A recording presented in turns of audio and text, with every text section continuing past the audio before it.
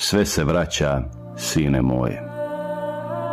Bila jesu pa prošla, a opet došla neka teška vremena, sinko moj, rekao je starac.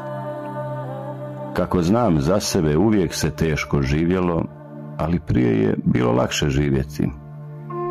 Nije se Bog zna šta imalo, ali je srce bilo zadovoljno sa onim što imaš.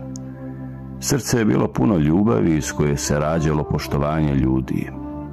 Otac je bio otac, majka majka, a dijete dijete.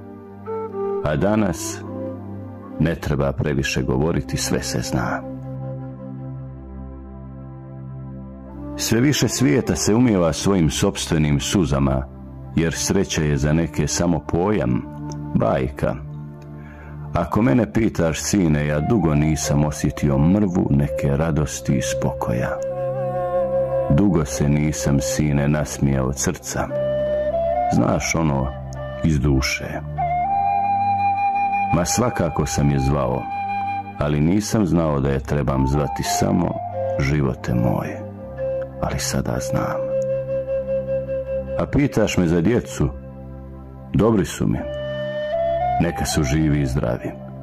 Svi imaju svoju djecu i svoje živote. Dođu mi i obiđu me koliko mogu, pruže koliko mogu. Sjedim ovdje kraj prozora i gledam satima negdje, a da me pitaš gdje, ne znam ni sam. Ali gledam i čekam, i kada ugledam mila lica moje djece, kao da me sunce obasja. Mada rijetko me obasja. Kažu mi da imaju i previše svojih obaveza i stalno su u nekoj žurbi. Zapamti, sine moje, Bog daje, a ljudi koriste. Ipak, nešto dobro nam je dao i ostavio, a to je da smo svi djeca i da ćemo biti i roditelji. Da smo danas mladi, sutra stari. Da smo danas jaki, sutra slabi. Da smo danas zdravi, a sutra ko zna. I da, ako ima pravde, to baš tu se nalazi. I ja sam nekada bio mlad i jak. I ja sam bio i sretan i poletan.